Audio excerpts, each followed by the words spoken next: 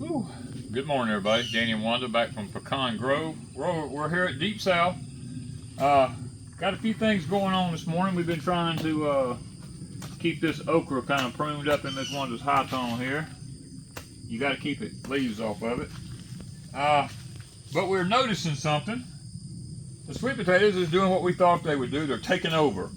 So I thought I would do a little bit of a video and show you guys, if you don't have sweet potato slips, I don't really cover this in my manual, but I want to show you how you can make your own sweet potato slips from plants. So we're going to start it here at Deepsouth Homestead, and I'm going to finish it at Pecan Grove. Now you see all these long vine runners out here? Don't freak out about that. Just, just go ahead and take them off, because you can use these. There's no need in panicking because you're trying to raise sweet potato draws when you've already got some plants growing and you got these long runners. We're going to just cut them into pieces. We got a bunch more of them down through here to get. We're going to gather them up. I'm going to take you to Pecan Grove and I'm going to show you the results of a week's growth and what they look like and how you can have them ready to plant in your soil.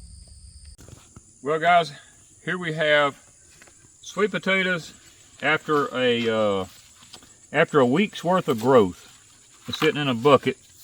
The vines that we pulled off over at Deepsouth, and I want to show you what they look like from sitting in a bucket of water. Look at this. That's what you're looking at right there. Just sitting in a bucket of water out in the high tunnel.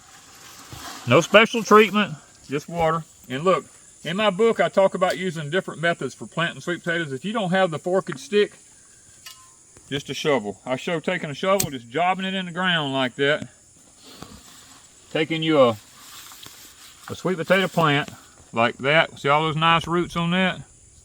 You can take off if there's a bad leaf, you can take it off. And then I talk about just breaking the ground back and forth like that, pushing that thing down in there.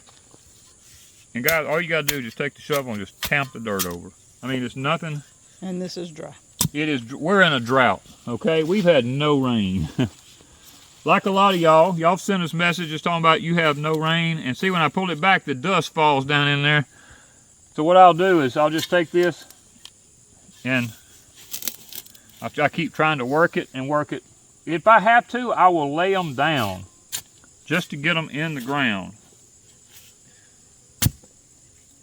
It's not rocket science here. We're just trying to get some sweet potato draws in the ground. Loosen that ground up, slip it down in there, cover it up.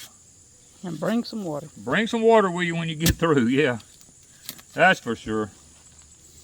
Just lay it in there behind your shovel, put it down, cover it up. Sweet potatoes are pretty resilient. I mean, they don't take a lot of moisture. But you do need some, to get them going. You don't want to, not give them anything. We'll have to come back and water these. But right now, the biggest objective is let's just get these things in the ground. And I'm not putting them real far apart. I'm only putting them about 18 inches apart because I have a very limited space to grow sweet potatoes this year. And I don't care if they're all on top of one another. It don't make me any difference as long as they grow some potatoes. Guys, this is how you take vines off of plants that you already have growing. If you don't have more sweet potatoes to grow on, just clip the vines off and look at the roots. They're going to make sweet potatoes, I'm going to tell you. It's just another way of doing it. Thank you guys from Pecan Grove.